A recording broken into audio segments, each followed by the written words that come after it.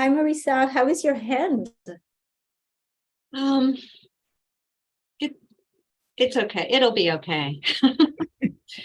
Is it? I'm afraid even to ask. Is It's it? not broken. It's not broken. So it just needs some time to rest. The problem is it's my right hand. So if I'm delayed in responding to anybody, or you get sort of shorthand emails, that's because I'm just pecking with my left hand. It really sounds like tendonitis is what it sounds like. Yeah, probably it might be. Yeah. Did it happen suddenly, or did? Yes. Yeah, it just sort of, I just woke up old. Oh, I know how you feel. Oh my God, I can relate. That was my answer. I said, if she's waking up like that, what the heck should I say? Anyway, I think we're all here except for Renee, who did she say she definitely wasn't joining? She was going to try, or what? My sense is she's not joining. Okay. Okay, we can start. Since we have only Brian on, I don't have to go through everything other than to say that this is the Executive Committee meeting of Community Board 5. Just for the record, we meet once a month for the purpose of being apprised by all the committee chairs of the actions and discussions that have taken place at the committee level.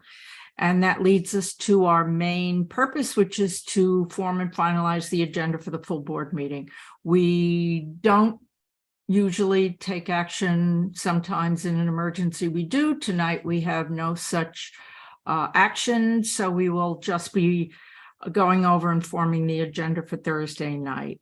Members of the public are invited to this meeting, and if they had signed up or sign up as we're going on and they want to address this committee, they can do so at the end of the meeting under new business. Having said that, I think we will jump right into the committee reports. I don't have anything to report other than just to remind everyone that we do have an election coming up on Thursday for our secretary and our assistant secretary. They ran unopposed. So we will do a roll call vote of the slate of both Mary Brosnahan and Samia Lavingia. So having said that, unless anyone has anything before we get into committee reports. Okay, then we will start. Let's go with T&E, EJ. Okay. T&E had one application that resulted in a reso this month. It was a application for a sightseeing bus stop on 7th Avenue between 53rd and 54th Streets by Taxi Tours, doing business as Big Bus Tours. Again, application for a sightseeing bus stop near 53rd. Pickups and drop-offs, nominally pickups and drop-offs Monday to Sunday, 9:40 a.m. to 4:50 p.m. What we were told by the applicant and by diligence is that in practice, this was very likely to consist only of drop-offs and only occurring on passenger request, because this would actually be the next to last stop before the termination of the sightseeing bus route at West 48th Street near Times Square. So the Department of Transportation recommended this location as usual, and to our great consternation, did not provide any useful information about why they had selected this location over other locations. What the applicant told us is that they had applied for locations anywhere between I believe, a 8-block stretch, and the applicant would have been happy with any of those locations. DOT chose this specific location between 53rd and 54th, which also has a number of city buses operating at the location, and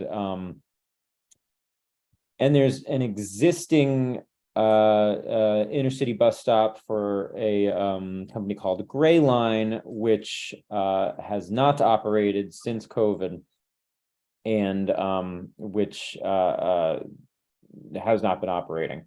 So this particular DOT seemed to think that it would be a resumption of service from, for example, before COVID.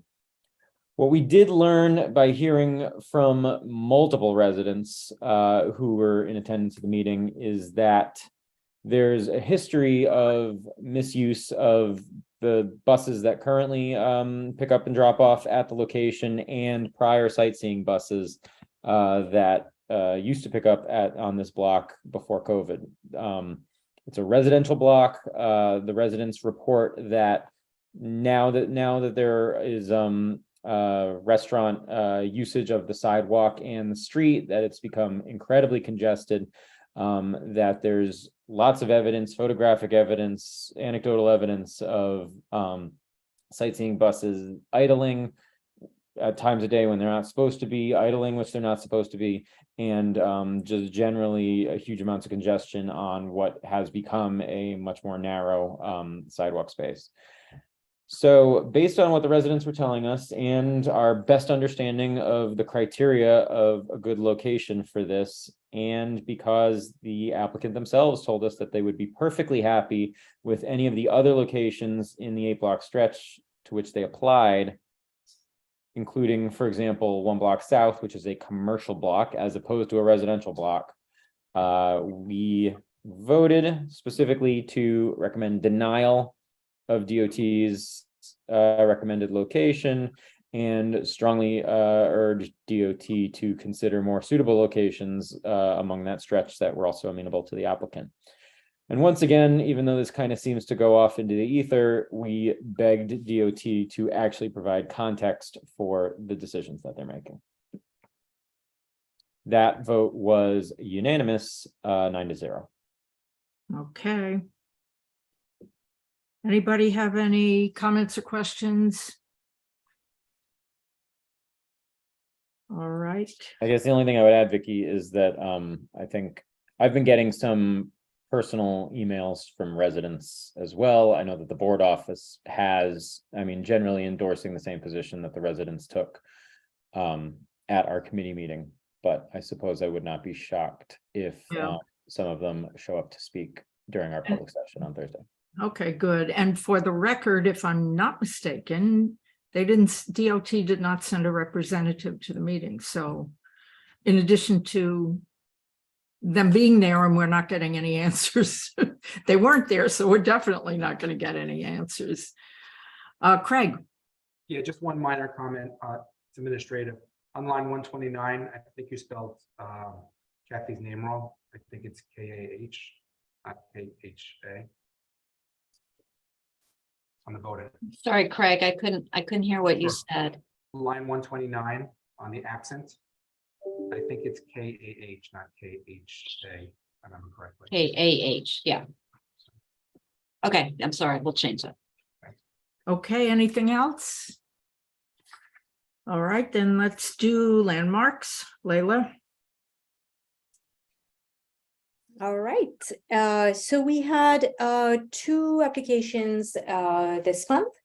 The first one is the address is 11 East 26th Street. This is an application to modify the storefront entrance, create a new opening, modify the parapet, enlarge an existing stair and elevator bulkhead, as well as install a 1-story rooftop addition. The building is located between 5th Avenue and Madison Avenue. This is fronting the Madison Square Park. So the building has a lot of visibility, and as a result, that actually had quite a big component of our recommendation. So the applicant is proposing to do some modifications at the storefront entrance. The more important modification that they're proposing is that they want to install a really large and bulky canopy, marquee, whatever you want to call these things. The building itself is, it's a loft building. It's not very wide. I would say it's probably 30 foot wide. And what they're proposing to do really is actually connect two adjacent buildings that are actually now under same ownership, and combine the commercial portions of these buildings. There's actually a residential portion for one of those two buildings, and as a result, this is why they want to do these alterations. The building that is adjacent, that is at 15 East 26th Street, already has a very large marquee. So basically, we're getting a clutter of these big, prominent, bulky structures that are attached to the entrance of the buildings. Other than that, at the ground floor level, they're proposing quite extensive restorative work that is actually of very high quality, and this is also something we note in the resolution. Then the second part of the proposal actually proposes some alterations at the top, the crown, and the roof of the building. So they currently the parapet is entirely clad with terracotta. And it has a very nice ornate motif of quadrifold that basically carries through the parapet of the building. They're proposing to actually remove that and replace it with basically with openings through the leaves of the quadrifold in order to basically allow for some visibility for users of the penthouse level, so that they could see through the parapet and enjoy the view. We felt that this removal of historic fabric was not desirable. We had, quite extensive conversations on this issue, and we felt that it was really a problem. Apart from that, they're proposing to build a one-story rooftop addition and to relocate some mechanical units in a way that is, more practical for the operations of the building. And they include a generator, an electrical generator, some water tanks, and elevator bulkheads. The issue we had with this particular aspect of the proposal is visibility. It would be visible, including from the primary facade. And once again, because of the visibility prominence, because it sits directly on the park, it is tricky to conceal these proposed elements, especially the rooftop addition. Other than that, we also note that they're doing some restorative work, including reintroducing some original finials at the crown of the building, which we noted are good and quality restorative work. Overall, we basically framed our concerns in a deny unless. So we issued a denial unless the quadrifold terracotta remains intact. The marquee is eliminated from the design, and we note the visibility, but it is not part of our conditions. We do understand that, once again, because of the location of the building, it is going to be very difficult to actually accomplish what the applicant is trying to accomplish. And we appreciate the quality of the restorative work, and we feel that, it's an adequate trade-off, but we do object to those two other elements. So it's a deny unless, and the vote was unanimous. Okay. How many people did you have? We had 12. Okay. Attendance has been pretty good lately, not just you, I'm talking about in general, committee attendance, which is good. Yeah, and I have to say that, you know, those two meetings, both for landmarks and land use, were you know, a couple of days before Thanksgiving. So Right. it was you know, I was very satisfied with attendance, and yeah, the committee showed up, which was great. Right. Okay, does anyone have questions or comments on that application for landmarks? Okay, then we will move to the second application. You had two, right? Yes, that's right. Mhm. Second and final application, 102 Fifth Avenue. This is in the Ladies Mile Historic District. The cross street, I believe, and actually we have to make a modification on the reso, because I don't see the cross street. We have to add that. I believe it is 16th Street. Oh no, we have the cross street. I'm sorry. It's between 15th and 16th Street. So, sorry about that. It is the southern gateway of the Ladies Mile Historic District. The applicant is proposing to install illuminated signage inside the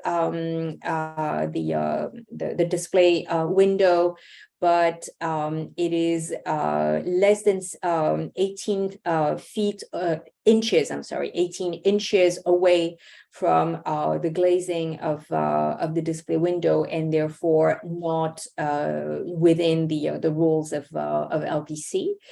On top of that, the illuminated signage would be really large, and you know, it would be the name of the brand, and it would be very bright. They're also proposing to replace an existing fabric awning that, you know, looks, I mean, it looks old, but you know, it looks like a more temporary element, and they're proposing you know, a canopy that would be made up of steel, that would have or aluminum, that would be pretty big and bulky, that would be attached, bolted into the facade in a rather intrusive manner, and that would have down lighting, which is, you know, not contextual with a historic district, especially for a building that is fairly small and on a commercial entrance, retail entrance. Really not contextual at all. So we voted to recommend denial of the application. Okay, also unanimous. No, this one was 11-100. Oh, Yeah, although the member who voted no subsequently emailed me saying that he felt he had made a mistake and was considering changing his vote. I don't want to, you know, speak for him, and you know, I'm just reporting what he reported to me. But I think that, you know, that there was a little bit of confusion, because the existing awning, you know, which we were actually not clear whether this awning had been installed before the historic designation or after. It looks really, you know, it's past its prime.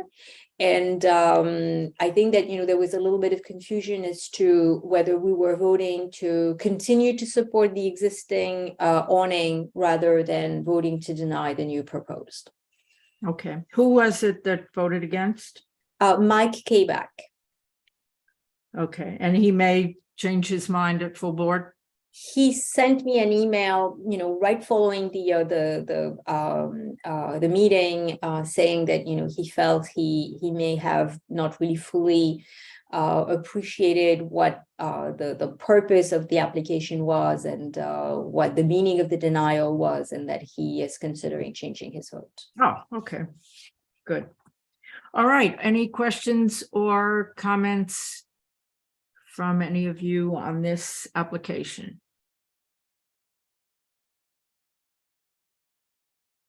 EJ, Just a note that in the final resolved, it looks like there's a typo. Instead of storefront, it says storefront.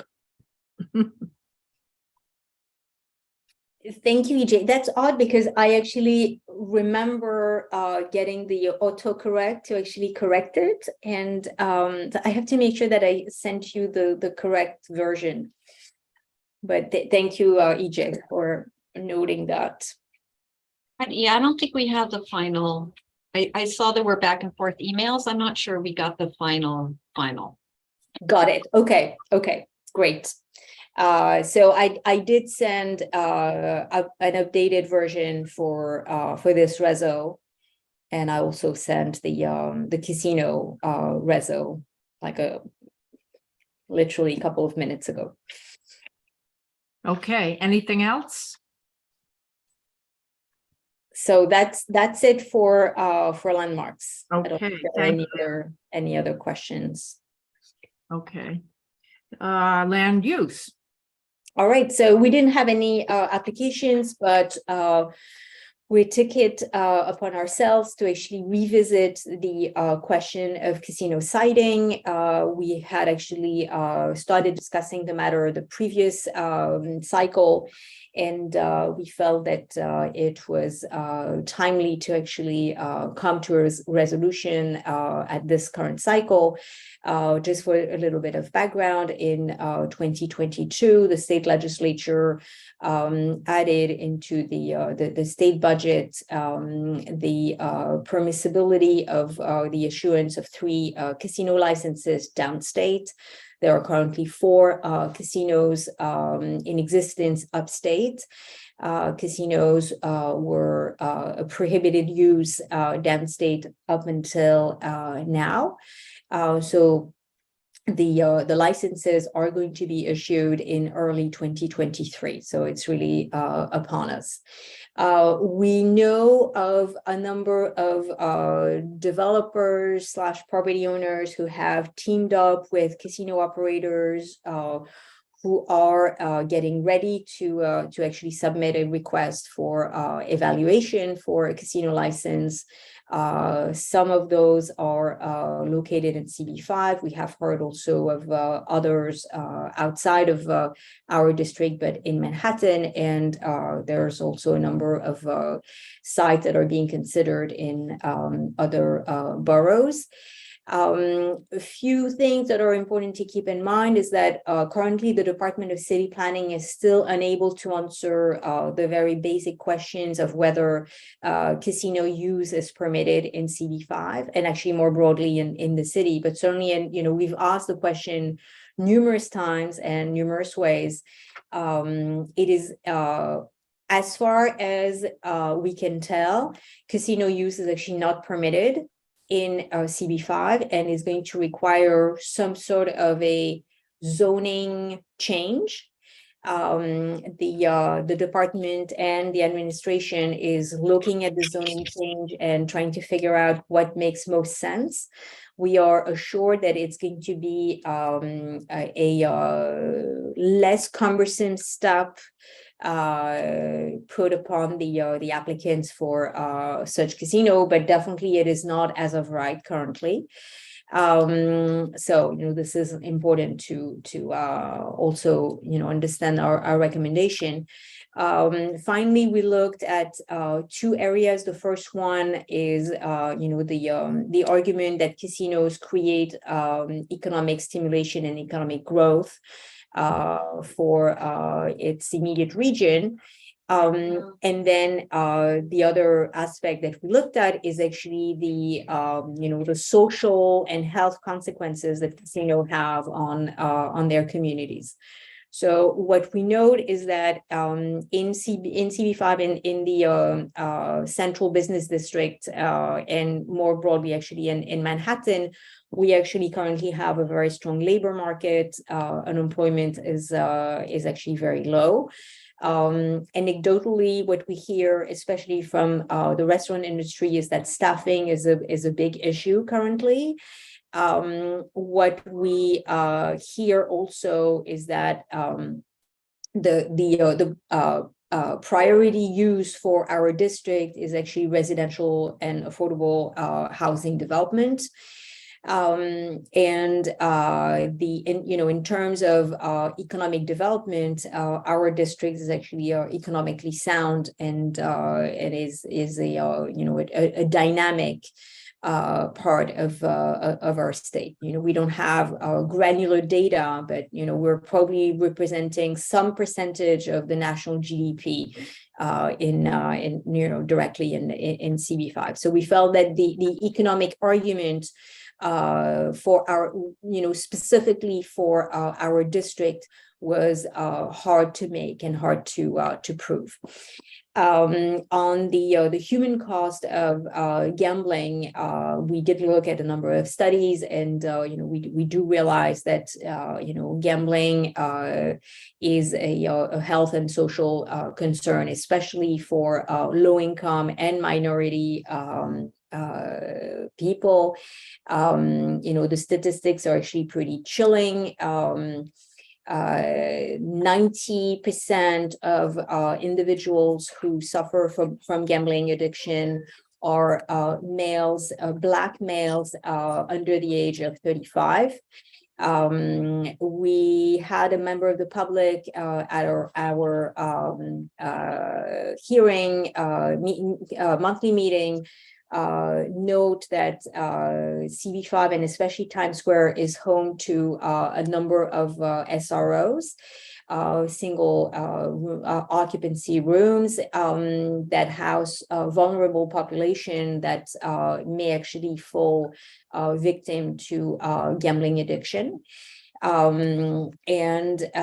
We also noted that people who have a casino within 10 miles of their residence are 90% more likely to become addicted to gambling.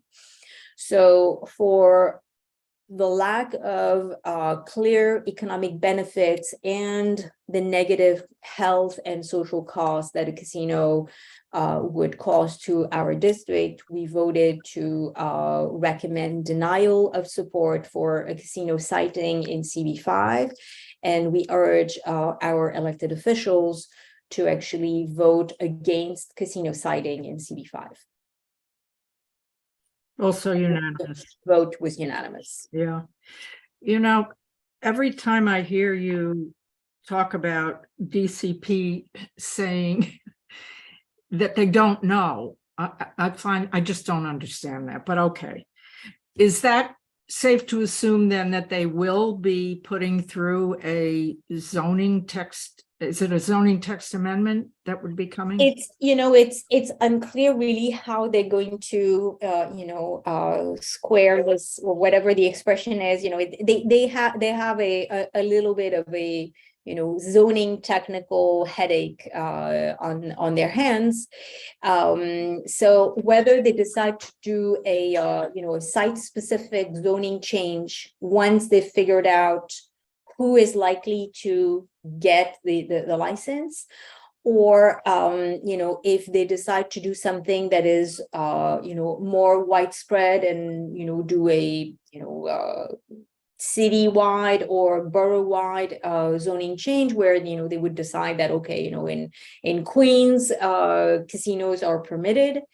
That really remains to be seen. What they really emphasized during the meeting is that I think that genuinely they don't have the information, and I think that it is being decided as we speak at a very high level. It's probably being negotiated between the mayor and the governor. But what they emphasize is that they don't want to make it a burden on the applicants. So it will likely be folded in the entire application process, which is pretty intensive. But it's not like it's going to be on a separate track where all of a sudden the applicants are burdened with a really arcane and complicated application process. Okay. We really don't have any clues from them where they're going with it. I mean, this is all just supposition on our part. Well, in terms of the citing of the licenses, what we have heard, and it's unconfirmed, and we'll see what the citing, the gaming citing board decides to do, but the existing racinos, meaning that, you know, the racetracks that are allowed slot machines, we're told will be given priority because they already have all the infrastructure in place. And you know, they would just receive this you know, upgraded casino license, and they would have, you know, the roulette and the tables and probably more slot machines. And there are two racinos. There's one in Yonkers, and then there's one in Queens at Aqueduct. So, you know, then the question remains, who is going to get the final one? And you know, the one thing I didn't mention is that the application can only proceed if it has received the support of what is known as a CAC, a Community Advisory Committee. And this CAC is actually made up of one member for the governor, one for the mayor, one for the borough president, one for the state senator, one for the assembly member, and one for the council member. And it needs to be a 2/3 vote in favor for the application to even move forward. So I think that, you know, I mean, currently there's, you know, intense lobbying going on. And, you know, I'm sure you've seen that, you know, there was an article this morning that, you know, Jay-Z is teaming up with Caesars for, you know, an application. So, you know, it's becoming really very, very intense. But at the same time, you know, I think the strongest argument that we're making is to say that, you know, it would only marginally increase our economic output in CB5, where, you know, maybe some other communities would actually benefit marginally much more than we would. And, you know, and listen, we're not making any prescription for anybody else, but, you know, maybe there are communities that feel that, you know, they need it because it would provide jobs, it would provide activity, and you know, economic development. This is something that, you know, in our district, we don't need it. Okay, great. Anybody else have any questions or comments? This is a tough one. Okay. That's all you had for land use, right, Leila? Yes, that's right. All right, that's a doozy. Thank you. Okay, let's go to parks. Thanks, Vicky. So we had 3 resolutions. We had good attendance as well. We had 14 of the 15 members attending. So we also had good attendance this week. You almost had everybody there. Yeah, it was just Barbara was the only one out. Right, right. So the first resolution is the Borough President's Million More Trees Initiative. So all 5 of the Borough Presidents got together in a rare show of coming together on what's called a Million Trees Initiative, which is the Borough President's calling on the mayor for the city to plant 1 million new trees by year 2030. Right now, we have 7 million trees in the city, which is obviously less than 1-to-1 ratio of the 8 million plus people in New York City. And the canopy, what's called the urban forest canopy cover, which is the covering of all these trees, branches, and stems. It's about only about 22% overall in the city, 21% in Manhattan, and our community board area is only 4%, which probably is driven by the fact that we have such a commercial district, you know, in the middle of all the office buildings. It's a little bit more challenging to do that, but nonetheless, our community board trails significantly both the city and Manhattan. So the idea is to try to plant another 1 million trees, which will have a whole lot of benefits to the environment. The initiative is expected to cost about $500 million. It's partially can be funded through an increase of the Parks Department budget to 1% of the overall city budget, which it's now 0.8%. That was something that the mayor had said he would do during the election, so the borough presidents are trying to hold him to it. I went through in the resolution all the benefits, but you can imagine that there are many benefits to on climate change, to having another 1 million trees in the city.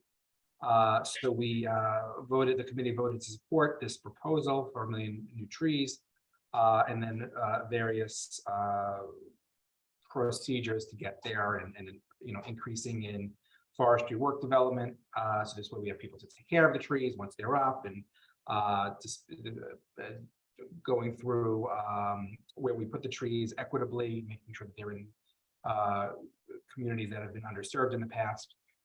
So this was unanimous, 14-0-0-0. I think they also mentioned that this may go to the borough board. Yes, the idea was for this to go to borough board. They're going to the individual community boards. CB1 already passed it. I think 4 and 6. I think we're looking at it this month. I think 6 wasn't meeting this month or something, so actually it might be next month. But before they go to the borough board, they wanted to get at least a number of the individual community boards to pass it first. Okay, great. Anybody have any questions or comments on this request? Actually, this came from the borough From the president. borough president and in the borough president's office, Tricia Right. Shigemura was the one who presented. Right. Any questions or comments? Pretty straightforward. Okay, how about your next reso? Sure. It's an application from Pennebaker for its client BKV for a marketing event in Bryant Park at the end of January 26th and 27th, which is a Thursday and Friday. BKV is a smart energy natural gas company. They're putting in an activation. It's a picture of it is on page 10 of the packet. On the northwest corner of the ice skating rink, which is adjacent to 6th Avenue by the mountain.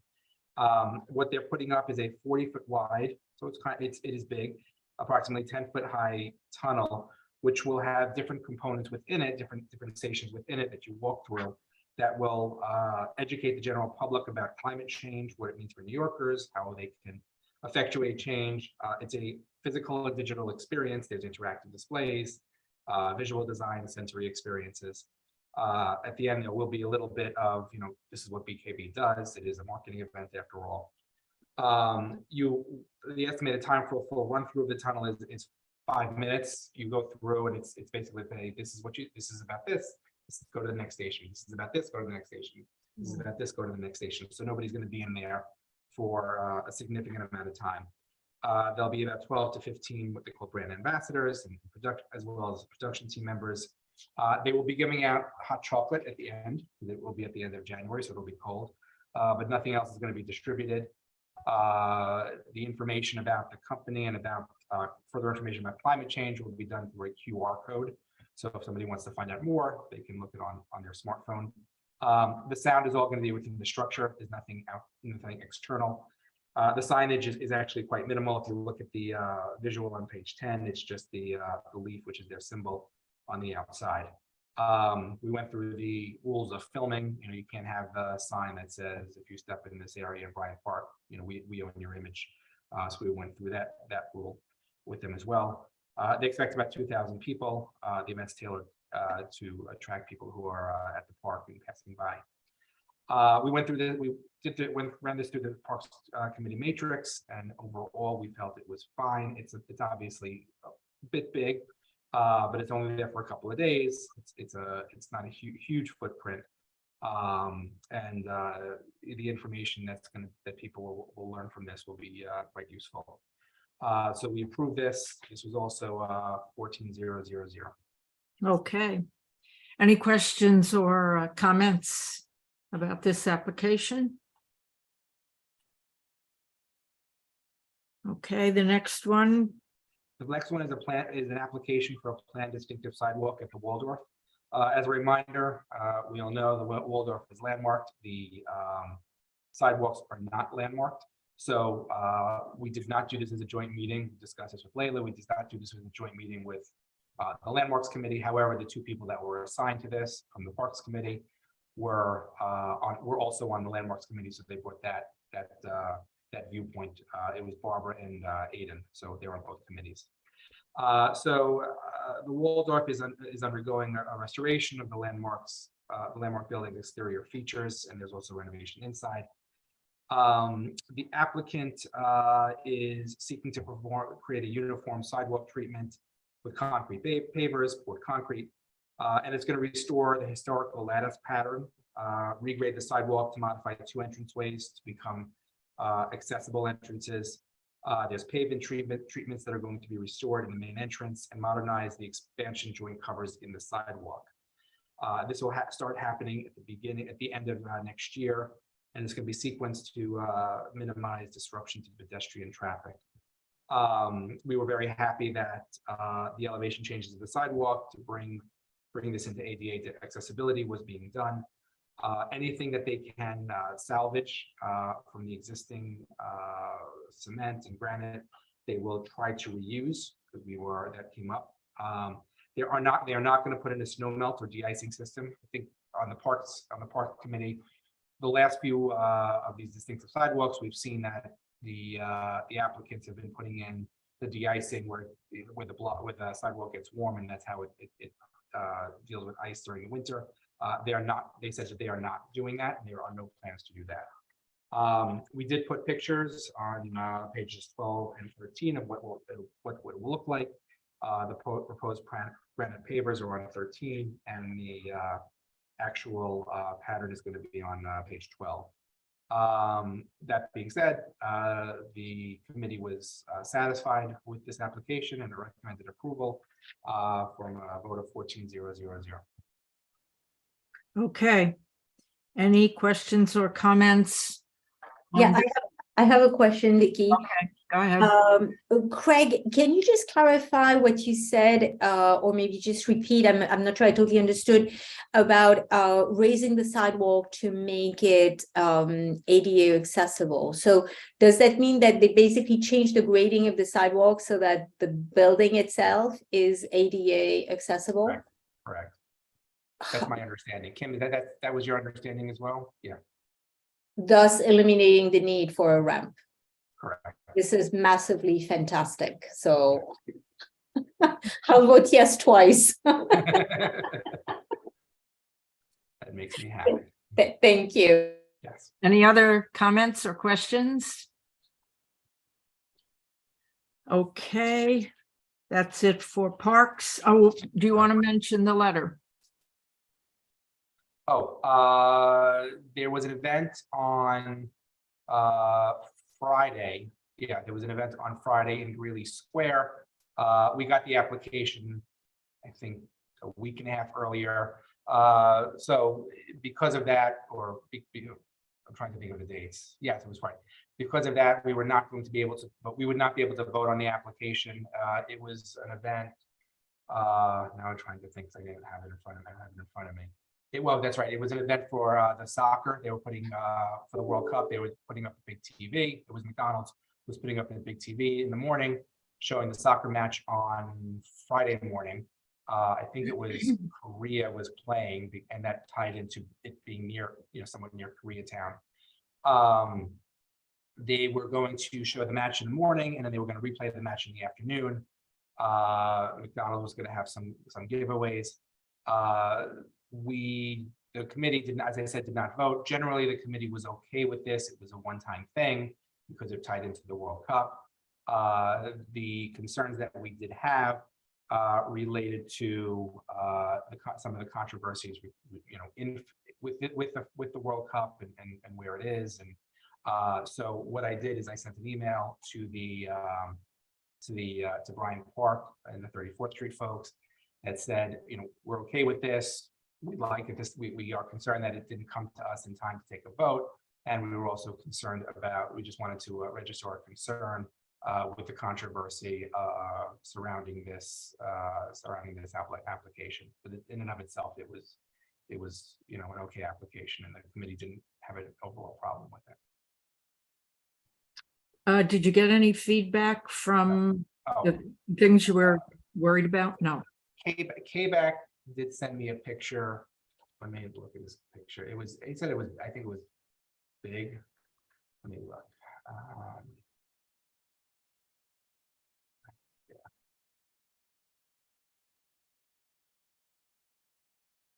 Yeah.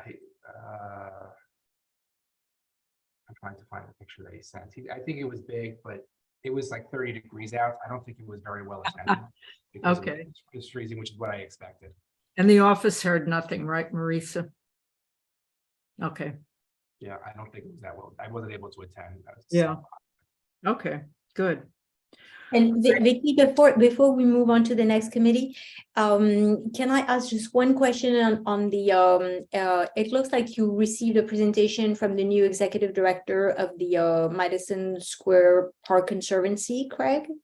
When you say presentation, she introduced herself and said, welcome. She didn't really do much of a presentation of herself. The presentation that we received, there's a new art exhibit, which we received there's a new art installation. That wasn't done by her. That was done by Brooke Kamen Rappaport, who's the director, I think, of art or something to that effect. But Holly Light is the new executive director. We know her from other places, obviously. She did come, but she spoke for Vicky. What was it? A minute, 2 minutes? Maybe she just said who she was, and that was it. Yeah. Okay, thank you. Oh yeah. So yes, she was there, but we didn't get a whole lot out of her. We didn't expect her. I didn't expect her. Okay, thank you. Okay, Craig, I don't think we need to report on the Greeley Sure. It's up to you. Square to the full board, do you? I Does don't, but I'm everyone happy agree? to. I'm happy to if other people think we do need to. I mean, it wasn't controversial. The only problem was that the timing, I think, was a big concern. The timing was a big concern, but I don't know if that. I mean, that's something. Yeah, that I need Yeah, to do I don't think so. with Just Bryant Park. And we did raise it at the meeting. I also think, I mean, the person that was there from Bryant Park is new. I really don't want to put it on her. I mean, she gave an explanation. I have to take it up with her boss, right. who, was also relatively new. Okay, so just the 3 resos, no report. Yeah, I think that's fine. Okay, good. All right, thank you. That takes us to SLAP. Thanks, Vicky. This month, SLAP reviewed the draft cannabis legislation. The legislation is still in draft form. It hasn't been officially published yet. We're getting in early with our comments. Once the legislation is officially published, that will begin the 60-day comment period. And if there are any changes to the legislation once it's official, then we'll have a 60-day opportunity to make additional comments. But the way we analyzed it was based on the draft that we received, and we basically have a few comments. I think it came down to 7 based on how the legislation doesn't really address quality of life at all. If we take a step back, a lot of the cannabis regulations are sort of modeled after what the SLA is doing with liquor licenses. But the context of liquor licenses is quite different. Generally, as Layla likes to say, having a liquor license is a privilege, not a right. And there isn't really that framework in cannabis licensing. The cannabis regulations are really drafted as if cannabis sales are a right. And there's no balancing of quality of life, public interest. There's none of that. So I think there's real concern about how these licenses are going to be issued, whether the Office of Cannabis Management is going to be considering any quality of life issues. Certainly the way the regulations are drafted, they don't give any real input to community boards or local governments. It does say that our input will go into the formal record and be considered by the OCM, but that's really it. And I can go through specifically the handful of provisions that we focused on. One was regarding the distance of cannabis operations to each other, schools, community facilities, and houses of worship. The committee thought that there should be an inclusion of harm reduction facilities like drug treatment centers and things like that. So we're suggesting that they add that category to that portion of the regulation. The legislation, interestingly enough, only allows local governments to restrict dispensary activities between 2 a.m. and 8 a.m. and on-premises consumption activities within 4 a.m. to 8 a.m. So basically, what they're saying is that any cannabis dispensary, any cannabis establishment, whether it be retail or on-premises consumption, can be open the same hours that a liquor license can be granted. So retail, they have to close at 2 a.m. and on-premises consumption, they have to close at 4 a.m. There's no way for local governments to say, you know, this location is right next to a residential building, maybe we should have it close a little bit earlier. There's really none of that is in these regulations. So we've recommended that the OCM recognize that a lot of balancing needs to take place, and these hours should be a little bit more flexible. So we've commented about that. Along that same vein, the legislation doesn't allow local governments to restrict the operation of cannabis establishments to less than 70 hours per week. So, you know, if that would be at least 10 hours a day, if we found a location where we thought, well, really only 8 hours a day would be appropriate, we're not allowed to make that restriction.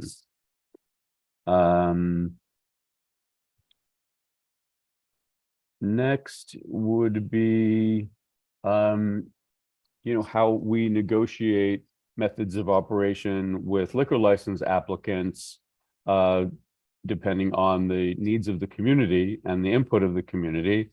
There is no framework in the cannabis legislation that gives us that ability. So we've asked that that also be considered by the OCM. The notification requirement, very similar to what we get for liquor licenses. The amount of information that the municipalities are required to get regarding a cannabis license is really very limited. So the committee thought that we should get more information, the ability to ask applicants for additional information in the form of questionnaires or whatever, and that we would also have access to the total of information provided in the cannabis application, which is actually quite substantial. The next item is that similar to how the SLA operates, the cannabis regulations give a municipality only 30 days to express an opinion on a license.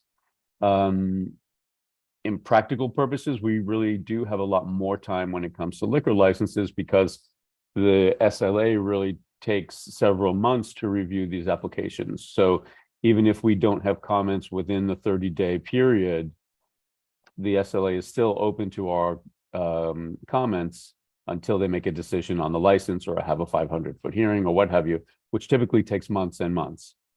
So depending on how fast the OCM is going to act on these applications, giving us 30 days could really be a problem. There is a mechanism to request an extension.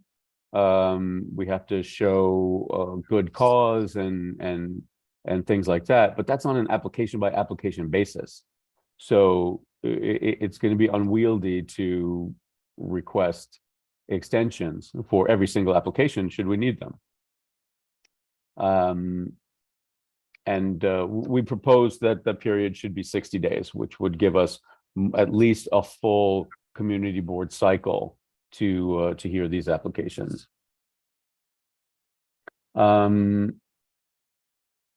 The cannabis regulations provide that these licenses are in effect for 2 years, and then there's a renewal procedure, but the renewal procedure says nothing about community review. We've asked that community boards, local governments have the same ability to review renewals as we do for new licenses. And then, we talked about enforcement, and although I tried to defer the enforcement conversation to a later date with the Cannabis Task Force doing really more of that research and providing more of that input. The committee really thought that there were at least, two glaring enforcement needs that we needed to mention now. And that was enforcement on both the state and local levels regarding existing laws, anti-smoking laws, secondhand smoke laws, existing laws that are on the books that are not being enforced. And they thought that we really needed to promote better funding and education to enable that enforcement. The other big concern regarding enforcement is the proliferation of all of these illegal cannabis retail stores that are popping up throughout the district. Other boards are having more problems with them than we are, but they're, now that we're talking about this more and more, people are stepping up and saying that this is a problem for our district as well. So we've added that as one of the immediate comments that we have for enforcement. And the committee approved this position 15000. Okay. Anybody have questions or comments? Leila. I actually have one question and one comment. My first question, Nick, is it going to be permitted for a cannabis dispensary or retail space to also be licensed for a liquor license, or are they mutually exclusive? We asked that question. We don't have an answer yet, although what everyone is assuming is that they would be mutually exclusive. So you can't. Okay, and what about food? Are they going to be able to serve food? I believe so. There's nothing in the regulations prohibiting them from serving food. Okay, interesting. Is it something that CB5 would be prudent to be on record? And I personally think that the combo of being able to drink and consume cannabis would be detrimental to our quality of life. Mm-hmm. Would it make sense to add some language to at least, flagging our concern? Yeah, I think we could add that as a friendly amendment at the hearing on Thursday. Okay, great. And then I would like to make a comment. I would like to share with you that my puppy a week ago was out on the mean streets of New York. An hour later, coming from his little stroll, he vomited violently, collapsed under his hind legs, and started to twitch uncontrollably. So we actually had to carry him, his 50 pounds, to the closest emergency room. And upon doing a blood test, he was diagnosed with cannabis poisoning. And the vet said, so it looks like, the throwing up basically cleared his stomach, so he didn't need his stomach pumped. But it looks like he had just found a, unsmoked joint on the sidewalk, and he basically ate it. And the vet, so I know it's anecdotal, but, the vet stated to us, we deal with dozens of those every week. So, this is obviously an unintended consequence. And, I think that it may also be prudent to, start to flag this and make sure that, such substance does not end up on our sidewalks, whether, it's then ingested by puppies or, found by children. So, just bringing this to this group's attention. The regulations do provide for safe handling guidelines and, you know, all things like that.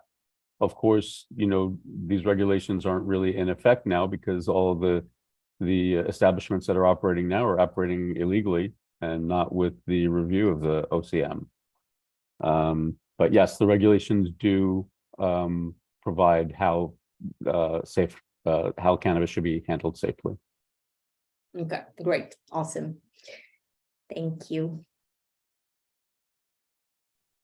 Ay, ay, ay.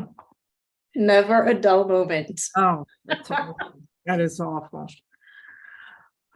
Any other comments or questions? Okay, that was, that was 15 people, right? Yes, yes. Unanimous. Okay, I have one more thing. sure. So we have forcefully formed the cannabis task force. I've appointed all of the new members of SLAP to the task force, and based on their performance this cycle, doing the research and discussion for this resolution, we've invited Catherine Ellington to be the chair of the task force. And she's accepted that role. We can announce it on Thursday, and we can continue recruiting for the task force. Great. Okay. That's terrific. Any other questions or comments? How's the order? Can we leave it the way it is? Do you want something in between landmarks and land use? Do you want anything to go before others based on who might be attending and that sort of thing? For landmarks, I don't think we're gonna have a robust public session period, if any. I don't think anyone is gonna come to comment. For land use, maybe some overzealous lobbyists may found their way into our meeting, but I don't think that it makes that big a difference where we are on the agenda. So EJ, do you want to go first the way it is, transportation, then we'll do landmarks and land use? Is that okay? Yeah, that's great. Okay, and then parks, Craig, and we'll end with SLAP. Does that work for everybody? Right. Doesn't matter, right? Okay, Leila, do you like a break between yours? I'm good. It's only 3, so I can okay. do it. All right, then we'll leave the order the way it is right now. Do we have any? I don't think so. I went through my notes, but are there any updates or reports to the full board that I've forgotten? Okay. All right, I think we have Brian on. If he has any new business, raise your hand. Otherwise, I don't see his hand raised. Okay, then this meeting is adjourned, and I will see you all on Thursday evening.